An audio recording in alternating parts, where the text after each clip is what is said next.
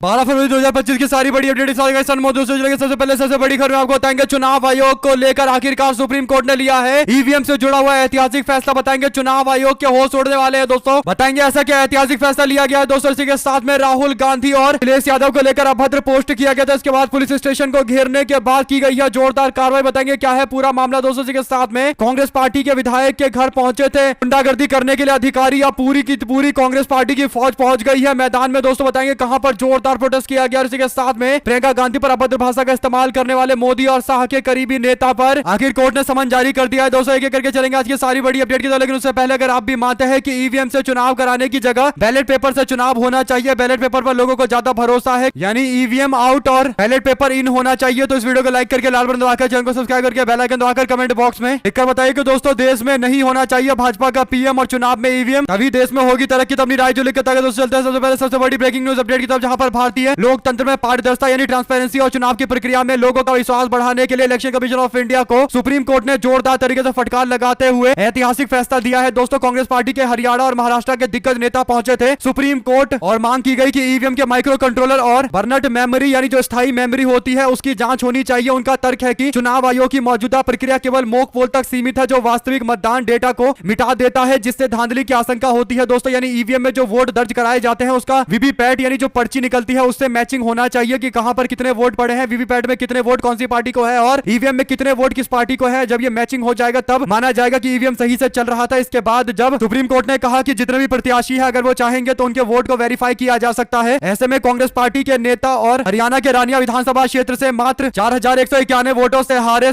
मित्र Kamboj Congress party के नेता ने 4,24,000 रुपए दिए और कहा कि हम ईवीएम को दोबारा से वेरीफाई करवाना चाहते हैं, वीवीपैट के साथ में ईवीएम के वोट का मैच करवाइए। लेकिन चुनाव आयोग के लोगों ने 9 बक्से तो खोले लेकिन ईवीएम को वेरीफाई नहीं किया दोस्तों, बल्कि ईवीएम में जो पुराने वोट थे उन वोटों को हटाकर नए तरीके से मोक पोल करके यानी खुद से दोबारा वोट डालकर वेरीफाई करके दिखाया गया कि वोट सही से जा रहा है। यानी पुराने वोटों की मैचिंग की जगह नए वोट डालकर लोगों को मूर्ख बनाया गया, कांग्रेस पार्टी के उम्मीदवार को मूर्ख बनाया गया। इसके बाद कांग्रेस के उम्मीदवार और एसोसिएशन फॉर डेमोक्रेटिक रिफॉर्म ने सुप्रीम कोर्ट का दरवाजा खटखटाया, तो सुप्रीम कोर्ट ने अब 4 ऐतिहासिक फैसले जारी कर दिए हैं दोस्तों। सुप्रीम कोर्ट ने कहा है कि डेटा की सुरक्षा होनी चाहिए। चुनाव आयोग को कहा गया है कि आप लोग किसी भी ईवीएम में डाले गए वोट को नहीं हटा पाएंगे, उसे नहीं हटाना है और दोबारा लोड नहीं करना है ताकि जांच की प्रक्रिया को पारदर्शी रखा जा सके। दूसरा ये कि जांच के जो प्रोटोकॉल है, जो एसओपी है, स्टैंडर्ड ऑफ प्रोसीजर है, उसका पालन किया जाएगा। ईवीएम के 4 घटक यानी केवल ईवीएम को ही चेक नहीं करना बल्कि control unit, ballot paper, VVPAT और सिंबल लोडिंग यूनिट सबकी जांच होगी। लागत में कमी करने की भी मांग की गई है दोस्तों, यानी ईवीएम की जांच के लिए लोगों को 40-40 लाख रुपए तक खर्च करने पड़ रहे हैं, इसे भी कम करने के आदेश दे दिए गए हैं। इंजीनियरों की भूमिका को लेकर कहा है कि यदि कोई हारा हुआ उम्मीदवार डाउट दिखाता है तो ईवीएम की निर्माता कंपनी इंजीनियर उसे आकर बताएगा कि तकनीकी तौर पर कैसे हुआ है, यानी टेक्नोलॉजी का कौन सा इस्तेमाल किया गया है। कुल मिलाकर दोस्तों माइक्रो कंट्रोलर की जांच की भी इजाजत सुप्रीम कोर्ट ने दी है। अगर आप भी मानते हैं कि लोगों को या तो बैलेट पेपर से इलेक्शन करवाने दिया जाना चाहिए या फिर ईवीएम की सही से जांच होनी चाहिए, उसके तह में जाकर माइक्रो कंट्रोलर तक की जांच होनी चाहिए, तो अपनी राय जरूर लिखकर बताएगा दोस्तों। कांग्रेस पार्टी ने इससे पहले जब लड़ाई लड़ी तो आखिरकार सुप्रीम कोर्ट का आदेश आ गया है दोस्तों। अगर आप भी मानते हैं कि ऐतिहासिक आदेश है तो अपनी राय जरूर लिखकर बताएगा। अब तक केवल ईवीएम का मोक पोल कराकर 4 लाख रुपए लेकर चुनाव आयोग चला जाया करता था दोस्तों। साथ साथ कर्नाटक के मैसूर जिले के उदयगिरी इलाके में तनाव की स्थिति है। उदयगिरी पुलिस स्टेशन के बाहर सोमवार रात को मुस्लिम समुदाय के सैकड़ों लोगों ने जोरदार प्रोटेस्ट किया है दोस्तों। पुलिस ने उन्हें रोकने की कोशिश की है, कुछ युवकों ने पुलिस कर्मियों के साथ बहस भी करनी शुरू कर दी दोस्तों। देखते ही देखते हालात बिगड़ गए, पत्थरबाजी तक करने की खबर सामने आ रही है। मुस्लिम समुदाय के खिलाफ एक व्यक्ति के पोस्ट को लेकर बवाल मचा हुआ है। पुलिस ने सोशल मीडिया पर मुस्लिम समुदाय के बारे में अपमानजनक पोस्ट करने वाले 32 वर्षीय सुरेश को गिरफ्तार कर लिया है दोस्तों। आपको बता दें कि दिल्ली के नतीजे आने के बाद राहुल गांधी और अखिलेश यादव के साथ एक मुस्लिम व्यक्ति की तस्वीर लगाकर पूरे मुस्लिम समुदाय के लोगों को टारगेट करने की कोशिश की जा रही थी दोस्तों, जिसके बाद ये जोरदार तरीके का प्रोटेस्ट हुआ है। आप लोग अपनी राय जो लिखा था के साथ में बिछिया के कांग्रेस पार्टी के विधायक नारायण पट्टा के घर प्रशिक्षु आईएएस यानी ट्रेनी आईएएस ऑफिसर ने मारपीट करने की कोशिश की। इसके बाद हजारों की संख्या में कांग्रेसी कार्यकर्ता सड़क पर आ गए दोस्तों। कांग्रेस पार्टी के नेता जीतू पटवारी भारी संख्या में मंडला कलेक्ट्रेट में बिछिया विधानसभा से कांग्रेस पार्टी के विधायक श्री नारायण पट्टा जी के समर्थन में आंदोलन करते नजर आए। इस दौरान पूर्व मंत्री ओमकार मरकाम के साथ साथ पूर्व विधायक गढ़ अशोक मार्स कोले भी मौजूद रहे, विनय सक्सेना भी मौजूद रहे, संजीव उइके भी मौजूद रहे। कुल मिलाकर दोस्तों कांग्रेस पार्टी के विधायक पर हमला करके अधिकारी को लग रहा होगा कि कांग्रेस पार्टी ओपोजिशन में तो कोई विरोध नहीं होगा, विधायक कमजोर है। इसके बाद कांग्रेसी कार्यकर्ताओं के जन सैलाब ने बता दिया कि कांग्रेस का एक एक कार्यकर्ता इस तरीके के हथकंडे का पुरजोर विरोध करेगा दोस्तों। और नेता प्रतिपक्ष की ओर से जब विरोध किया गया तो उसके बाद अधिकारियों को समझ में आ गया कि कांग्रेस पार्टी मध्य प्रदेश में कमजोर नहीं है, पार्टी का पूरा संगठन एकजुट होकर लड़ाई लड़ता है। आप लोग अपनी राय जो लिखता है दोस्तों। दिल्ली के कालकाजी विधानसभा सीट से भारतीय जनता पार्टी के प्रत्याशी और पूर्व सांसद रमेश बिधूड़ी को कांग्रेस पार्टी के नेता मंजू पांडे की शिकायत पर न्यायालय ने समन किया है दोस्तों। जेएम प्रथम न्यायालय ने बिधूड़ी को 25 फरवरी को पेश होने का आदेश दिया है। कांग्रेस पार्टी महासचिव प्रियंका गांधी के खिलाफ की गई अपमानजनक टिप्पणी से जुड़ा हुआ ये पूरा मामला है। विदुड़ी ने कथित तौर पर कहा था कि प्रियंका गांधी के गाल की तरह चिकनी रोड बनवाएंगे। उत्तर प्रदेश के कांग्रेस कमेटी के श्रम प्रकोष्ठ की महासचिव मंजू पांडे ने इस बयान को राजनीति में सक्रिय महिलाओं का घोर अपमान बताते हुए न्यायालय में परिवाद दायर किया था। इसके बाद मामले पर सुनवाई हुई है, तो अब बीजेपी के नेता को कोर्ट में आने के लिए बोला गया है। देखते हैं क्या भाजपा का नेता अपना वकील भेजता है दोस्तों, क्योंकि चुनाव तो बुरी तरीके से हार गए और एक महिला ने ही रमेश विदुड़ी को शिकस्त दी है। दिल्ली की मुख्यमंत्री आतिशी के सामने चुनाव हारे हैं। साथ साथ दोस्तों आम आदमी पार्टी के नेता सोमनाथ भारती एक बड़ा दावा करते हैं। मालवीय नगर से चुनाव में हार मिली सोमनाथ भारती को। वो बताते हैं कि 10 से 12 लोग जो भारतीय जनता पार्टी से जुड़े हुए बताए जा रहे हैं, वे लोग वाल्मीकि कैंप में गए थे और वहां पर लोगों को परेशान कर रहे हैं। कह रहे हैं कि तुमने सोमनाथ भारती को वोट कैसे दे दिया। बीजेपी के लोग क्या इसी तरीके से जनता का जनादेश का जश्न मनाएंगे? क्या ये तरीका सही है? कुल मिलाकर दोस्तों डीसीपी साउथ दिल्ली को टैग करते हुए उनसे एक्शन लेने के लिए कहा गया है। क्या आपको लगता है कि कोई एक्शन होगा दोस्तों? क्या जानबूझकर बीजेपी के लोग ऐसा कर रहे हैं या फिर आम आदमी पार्टी के लोगों के द्वारा झूठ फैलाया जा रहा है? जो भी आपको लगता है लिखकर जुटाएगा। साथ साथ दिल्ली में चुनाव के नतीजे आ चुके हैं। 27 साल के बाद भारतीय जनता पार्टी ने वापसी कर ली है दोस्तों। ऐसे में बता दें कि आम आदमी पार्टी की सरकार के सत्ता से बाहर होने के बाद ये पहली बड़ी कार्रवाई है दोस्तों। सीबीआई ने दिल्ली सरकार के परिवहन विभाग के 6 अफसरों को गिरफ्तार किया है दोस्तों। आपको बता दें कि पूरे मामले की जानकारी के मुताबिक इन पर भ्रष्टाचार और रिश्वत लेने का आरोप है। दिल्ली सरकार के परिवहन विभाग में कार्यरत अफसरों के खिलाफ यह कार्रवाई की गई है, जो दिल्ली में रिश्वत लेकर गुड़गांव बॉर्डर इलाके में जा रहे थे। कुल मिलाकर दोस्तों ये मामला काफी बड़ा है, क्योंकि आने वाले दिनों के अंदर सीबीआई किस तरीके से दिल्ली में एक्शन लेगी इसके संकेत दे दिए गए हैं। यानी आम आदमी पार्टी के लिए मुश्किलें और ज्यादा बढ़ने वाली है। साथ हरियाणा में भारतीय जनता पार्टी के भीतर आपस में कलेश चल रहा है दोस्तों। आलम यह है कि भारतीय जनता पार्टी के प्रदेश अध्यक्ष पर रेप के आरोप लगे और जिस महिला ने आरोप लगाए उसके ऊपर उल्टा रंगदारी मांगने का आरोप लगा दिया गया। और यहां तक कि भारतीय जनता पार्टी के दिग्गज मंत्री जिन्होंने सवाल उठाया कि रेप के आरोप लगने के बावजूद बीजेपी के नेता ने इस्तीफा अब तक क्यों नहीं दिया है, तो उल्टा उन्हीं के खिलाफ कार्रवाई की गई और बीजेपी के मंत्री को ही कारण बताओ नोटिस जारी कर दिया गया है। इसके बाद जेपी नड्डा ने हरियाणा के मुख्यमंत्री को मिलने के लिए बुलाया है दोस्तों। आप लोग समझ सकते हैं कि भारतीय जनता पार्टी में लगातार हरियाणा में रायता फैलता नजर आ रहा है। साथ साथ मणिपुर में लगेगा क्या राष्ट्रपति शासन एन बीरेन सिंह के इस्तीफे के बाद बीजेपी नया मुख्यमंत्री नहीं चुन पा रही है। मणिपुर में बीजेपी ने समित पात्रा को भेजा था नया मुख्यमंत्री चुनने के लिए, लेकिन अब तक समित पात्रा सफल नहीं हो पाया। और जिस तरीके के नेता है समित पात्रा, कभी उनको सफलता मिलेगी नहीं, उल्टा कलेश करवा के आ जाएंगे मणिपुर में। अगर आप भी मानते हैं दोस्तों कि मणिपुर में भारतीय जनता पार्टी के पास कोई और दूसरा मुख्यमंत्री बनाने के लिए चेहरा ही नहीं है, इसीलिए मणिपुर में बीजेपी की सरकार को हटाकर इमरजेंसी लागू होनी चाहिए, प्रेसिडेंट रूल लागू होना चाहिए। तो अपनी राय जरूर लिखा है दोस्तों। इसी के साथ में भारत जोड़ो यात्रा के दौरान भारतीय सैनिकों पर विवादास्पद टिप्पणी करने का आरोप राहुल गांधी के ऊपर लगाकर एसीजीएम आलोक वर्मा की अदालत ने राहुल गांधी को बतौर आरोपी तलब किया है दोस्तों। अगली सुनवाई के लिए 24 मार्च की तारीख नियत की गई है। ऐसा लग रहा है कि राहुल गांधी के ऊपर हर तरीके से हर तरफ से अटैक किए जा रहे ताकि उन्हें दबाया जा सके, उनको ये मैसेज भेजा जाए कि हम लोगों की सरकार यानी भाजपाइयों की सरकार है। और अगर राहुल गांधी सवाल खड़ा करेंगे, मोदी अडानी के संबंधों को लेकर भी सवाल पूछेंगे, तो ऐसे ही कार्रवाई की जाएगी। हालांकि राहुल गांधी डरने वाले नेताओं में से नहीं है दोस्तों। राहुल गांधी पुरजोर तरीके से मुकाबला करते आ रहे हैं और आगे भी करते रहेंगे। उनके ऊपर कई सारे मुकदमे पहले से ही चल रहे हैं। साथ साथ कांग्रेस पार्टी के प्रस्तावित संगठन में फेरबदल होने वाला है। जो जानकारी है आप कांग्रेस पार्टी केसी वेणुगोपाल से इतर बड़े बड़े नेताओं की ओर देख रही है दोस्तों। कांग्रेस पार्टी भूपेश बघेल, जिग्नेश मेवाड़ी, मीनाक्षी नटराजन, बीवी श्रीनिवास और गणेश गोदियाल के साथ साथ प्रगट सिंह, अजय लल्लू, मोहम्मद जावेद, वामसी रेड्डी और हॉबी एडिन के साथ साथ रोहित चौधरी, अभिषेक दत्त जैसे नेताओं को बड़े संगठन में जिम्मेदारी देने की तैयारी कर रही है। कुछ पुराने चेहरों को भी रखा जाएगा, लेकिन मेजॉरिटी पुराने नेताओं का बाहर का रास्ता दिखाने का समय आ गया है। तो अपनी राय जो लिखा था दोस्तों। हरियाणा के शहरी निकाय के चुनाव बैलेट पेपर से होने चाहिए, इसकी मांग को लेकर कांग्रेस पार्टी ने याचिका दाखिल की थी, लेकिन कोर्ट ने मानने से इंकार कर दिया है दोस्तों। कोर्ट ने कहा है कि ईवीएम से ही मामला आगे बढ़ेगा और इसी से चुनाव करवाए जाएंगे, क्योंकि इससे पहले भी ईवीएम से चुनाव हुए थे, तब भी कोई दिक्कत नहीं हुई थी। चुनाव आयोग मानने को तैयार नहीं है कि ईवीएम की जगह बैलेट पेपर से चुनाव होंगे, तभी लोगों का विश्वास इस पर बढ़ेगा दोस्तों। आपको क्या लगता है? अपनी राय जो लिखा था। कम से कम निर्वाचन आयोग को जो छोटे इलेक्शन होते हैं उसमें बैलेट पेपर का इलेक्शन करवाना चाहिए, ताकि सबको पता चले कि आखिर बैलेट पेपर से जो चुनाव हुए उसके नतीजे क्या रहे हैं। उसके बाद ही ईवीएम को लेकर कोई असली डिसीजन ले पाएगा। साथ साथ दोस्तों पश्चिम बंगाल विधानसभा चुनाव अकेले लड़ेगी ममता बनर्जी, संजय राउत बोले। कहा तृणमूल कांग्रेस इंडिया गठबंधन का हिस्सा है, कांग्रेस पार्टी से बातचीत करनी चाहिए। अगर बातचीत करेंगे तो सबको फायदा होगा और अलग अलग करके चुनाव लड़ेंगे तो सबको नुकसान झेलना पड़ेगा। कुल मिलाकर अरविंद केजरीवाल के रास्ते पर निकलने की कोशिश कर रही है ममता बनर्जी, लेकिन कब तक जाएंगी, कहां तक जाएंगी, ये एक बड़ा सवाल है दोस्तों। क्योंकि दिल्ली के मुख्यमंत्री अरविंद केजरीवाल को भी लगता था कि कांग्रेस पार्टी का दिल्ली में कुछ भी नहीं है। उसके बाद से अब आम आदमी पार्टी के लोग माइक ले लेकर कांग्रेस पार्टी को कोस रहे हैं कि आपने हरा दिया, कांग्रेस की पार्टी की वजह से हार गए हैं, यानी खुद का चेहरा देखने को तैयार नहीं है और कांग्रेस पार्टी पर ब्लेम कर रहे हैं। साथ साथ दिल्ली में सीएम कौन होगा, डिप्टी सीएम कौन बनेगा, मंत्री कौन बनेगा, इन सवालों को लेकर लगातार चर्चा चल रही है। भारतीय जनता पार्टी के नेता जेपी नड्डा लगातार नेताओं से बातचीत कर रहे हैं दोस्तों। जो बीजेपी का समीकरण है वो जाट, पूर्वांचली, सिख और महिला और दलित विधायकों में से किसी एक को जिम्मेदारी देना। आपको बता दें कि जिन लोगों के नाम सबसे आगे चल रहे हैं, अगर पूर्वांचल का कोई बीजेपी सीएम बनाती है तो इसमें ऋचा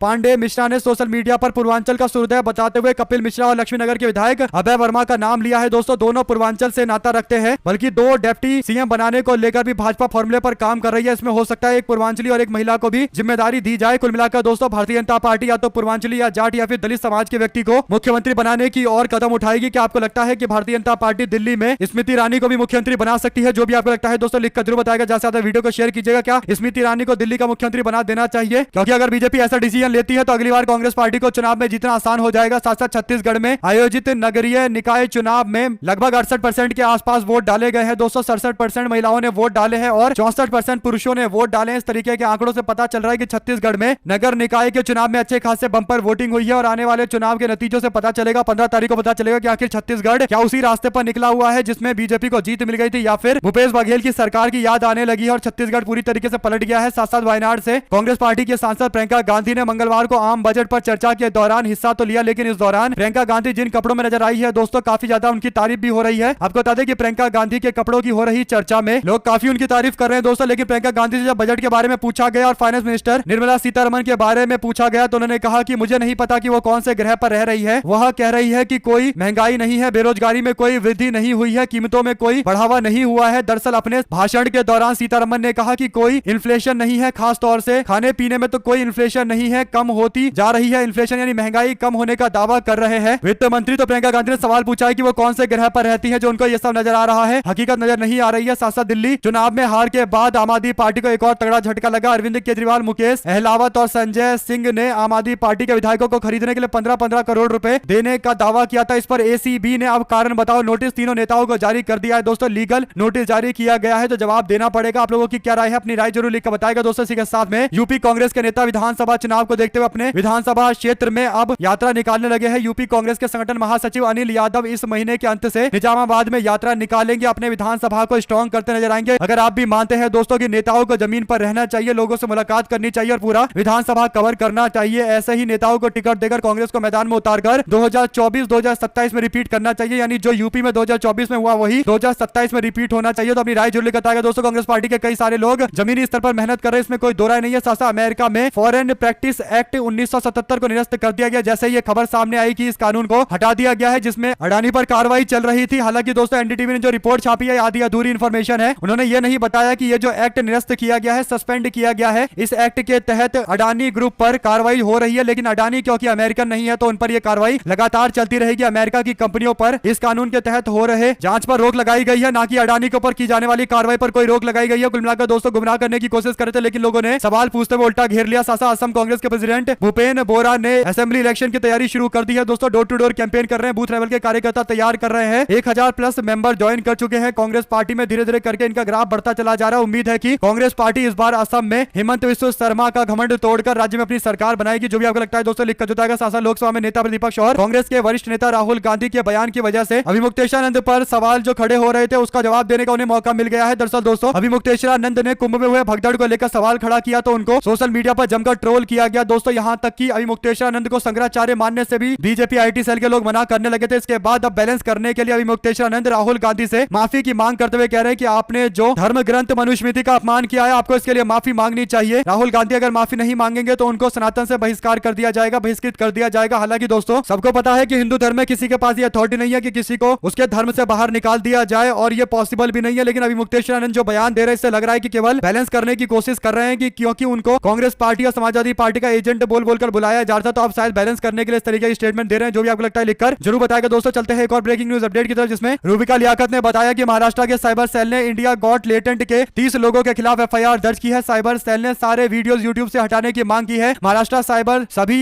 आरोपियों से पूछताछ के लिए उनको समन भेज रही है। इंडिया गॉट लेटेंट के सभी एपिसोडों में जितने भी यूट्यूबर्स ने हिस्सा लिया है सभी को आरोपी बनाया गया है दोस्तों। कुल 6 एपिसोड शूट किए गए हैं। आपको बता दें कि इस पर सोशल मीडिया पर लोगों ने जवाब देते हुए कहा कि कुछ लोग टीवी चैनल पर नफरत फैलाते हैं, उनके खिलाफ तो कोई कार्रवाई नहीं हो रही लेकिन कॉमेडियन के खिलाफ कार्रवाई हो रही है तो ये लोग जश्न मना रहे हैं। अगर आप भी मानते हैं दोस्तों कि अगर एक कॉमेडियन ने अभद्र भाषा का इस्तेमाल किया, आपत्तिजनक भाषा का इस्तेमाल किया तो उसके माफी के बाद उसके ऊपर जबरदस्ती की कार्रवाई करना भी एक गलत मैसेज देता है। देश को लेकर फ्रीडम ऑफ स्पीच एक्सप्रेशन के लिए सबको छूट है, लेकिन अगर कोई गलत बोलता है तो उसने माफी मांग ली है तो उसको माफ भी कर देना चाहिए। इससे कोई हिंसा या फिर आपसी तनाव तो नहीं फैला है, इससे देश की अशांति भी भंग नहीं हुई है, तो इसीलिए माफी मांगने के बाद छोड़ दिया जाना चाहिए। इसमें कोई दो राय नहीं है दोस्तों। लेकिन अगर सरकार वाकई चाहती है कि देश में अशांति ना फैले और भाईचारा बना रहे तो सबसे पहले इन गोदी एंकरों को सजा सुनानी चाहिए, इनको जेल के सलाखों के पीछे डालना चाहिए। इनके कारण देश में माहौल खराब हो रहा है। आपकी क्या राय है दोस्तों लिखकर जो बताएगा। साथ साथ दिल्ली चुनाव 2025 में आम आदमी पार्टी को दोस्तों दिल्ली में मिली करारी हार के बाद मंगलवार को अरविंद केजरीवाल ने पंजाब के विधायकों और मंत्रियों के साथ बैठक की है। इस मीटिंग में पंजाब के आम आदमी पार्टी संगठन के मंत्री भी मौजूद रहे। इसमें आम आदमी पार्टी के राष्ट्रीय संयोजक और दिल्ली के पूर्व मुख्यमंत्री अरविंद केजरीवाल ने पंजाब सरकार को सिर्फ विकास पर फोकस करने का निर्देश दिया है। दोस्तों अरविंद केजरीवाल ने कहा है कि जब पंजाब को विकास का मॉडल बनकर देश में दिखना है तो इसके साथ ही उन्होंने दिल्ली में चुनाव के दरमियान की गई मेहनत पर पंजाब के नेताओं का धन्यवाद भी किया है। कुल मिलाकर दोस्तों अरविंद केजरीवाल अभी कोई मुख्यमंत्री बदलने के मूड में नजर नहीं आते हैं। साथ साथ बिहार को स्पेशल स्टेटस चाहिए, इसकी डिमांड करते हुए जनता दल यूनाइटेड के कार्यकारी अध्यक्ष और सांसद संजय झा ने अपनी आवाज को और ज्यादा बुलंद किया है। हालांकि दोस्तों बिहार के इलेक्शन आ रहे हैं तो अब स्पेशल स्टेटस की मांग जेडीयू वाले करेंगे ही, क्योंकि इनका ये एक तरीके से धंधा बन चुका है। जब जब चुनाव आए तो स्पेशल स्टेटस मानने लगो और जैसे ही चुनाव खत्म हो जाए, मेजोरिटी मिल जाए, वैसे ही बीजेपी के साथ पूरे 4-4.5 साल इलू इलू करो और इसके बाद फिर से कहो कि बिहार को स्पेशल स्टेटस चाहिए। कुल मिलाकर दोस्तों जब कोई मुद्दा नहीं है तो पुराने मुद्दों को पकड़ पकड़ कर बार बार रगड़ रगड़ कर ऐसा लग रहा है कि एकदम अधमराक कर दिया गया है इस मुद्दे को। सबको पता है कि बिहार को विशेष राज्य का दर्जा देने की मांग पर नीतीश कुमार बीजेपी से अलग भी हुए थे, फिर भाजपा में चले भी गए और भारतीय जनता पार्टी के साथ सरकार भी चला रहे हैं। केवल जनता को मूर्ख बना रहे, इससे ज्यादा कुछ नहीं है। जो भी आपको लगता है दोस्तों लिखकर जरूर बताएगा। चलते हैं एक और ब्रेकिंग न्यूज अपडेट की तरफ, जहां पर इन्वेस्ट कर्नाटका